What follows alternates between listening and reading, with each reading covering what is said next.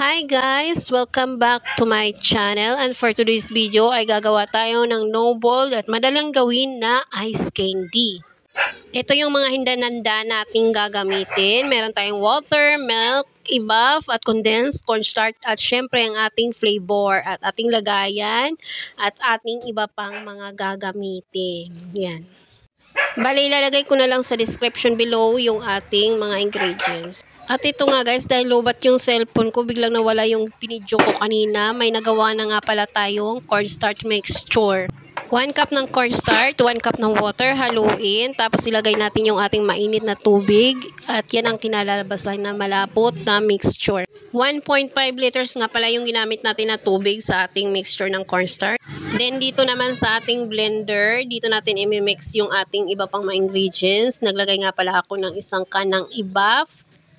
Tapos, 1/2 cup ng condense. Kung may blender kayo, ay mas maganda dahil mapapadali yung paghahalo nyo.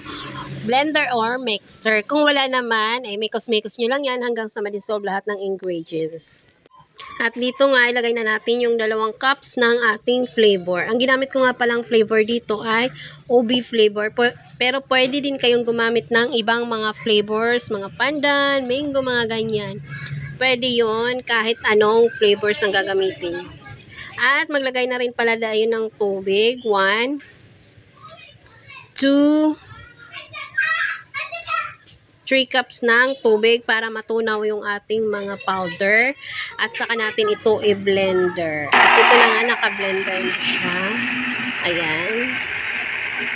Hanggang sa matunaw po siya, kailangan wala po siyang buo-buo. At kung wala naman kayong blender, gaya ng sinabi ko, ihalo nyo lang hanggang sa mawala na yung buo-buo niya. Pagkatapos ilagay na natin siya sa ating cornstarch mixture.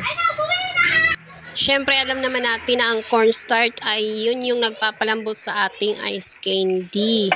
Kaya, pagkatapos natin ibuhos ang ating mixture, halo lang natin ulit. Or kung may buo-buo, i-blender natin. Pero kung wala kayong blender o mixer, again, ihalo nyo lang kung mabuti. Then, add tayo ng water. 5 cups of water din ang nilagay ko dito sa blender dahil may mga natira pang mga at dyan ko na rin pala tinunaw yung asukal. I-mix nyo lang ng mix hanggang sa mawala na yung buo-buo niya. At pag nawala na yung buo-buo, ay pwede nyo nang ibalot. At ito, sa nakikita nyo, medyo malapot na yung ating mixture. Ibig sabihin yan, creamy ang kalabasan ng ating ice candy.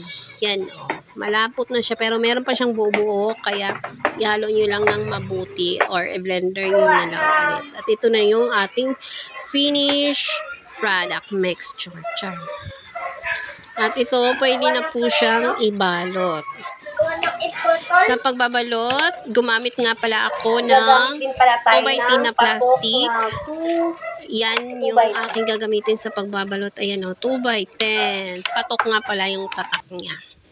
Sa sukat naman ng yung ice candy ay pwede nyo na lang itong tansyahin or kung meron kayong sandok na gaya nitong ginagamit ko ay mas maganda. Ito yung sukatan ko sa aking ice candy. Pasensya na pala kung medyo magulo yung preparasyon at magulo yung aking video dahil medyo pagod na ako dyan dahil gabi na. Palagi na rin napapagod, kaya bihira na lang din makakapag-upload ng vlog. Bali-bigla ang video lang to. Lowbat pa nga ako nagbibideo, kaya yung ibang kuha ay nawala. At dahil matagal na akong walang upload at sayang kasi kahit paano ay dumadami na yung aking subscribers. Yun lamang, sa hindi pa nakasubscribe, please like and subscribe to my channel. At yun lamang guys, nakagawa nga pala tayo ng 72 pieces ng ice candy. Bali 5 pesos each siyang benta ko. Ang magiging kita ay 360. At ang nagastos natin ay 180. So, 360 minus 180 ay 180 yung ating tutubuin. So, in 1 month, meron tayong 1.8. Kasi in 3 days, 118. 1 month, meron tayong 1,800 na kita. Sa iisang flavor pa lang yan.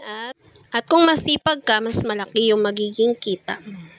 Nakadepende kasi yun, 'di ba? Kung masipag ka gumawa. Ganyan pala yung size ng ice candy ko. Ganyan siya kalaki.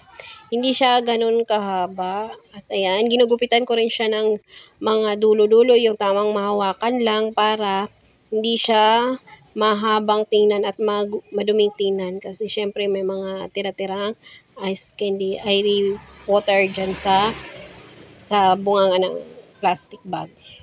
Actually guys, may ginawa na nga akong ice candy video pero ito yung madalas kong ginagawa talaga dahil nga ito yung pinakamadaling paraan ng paggawa ng ice candy.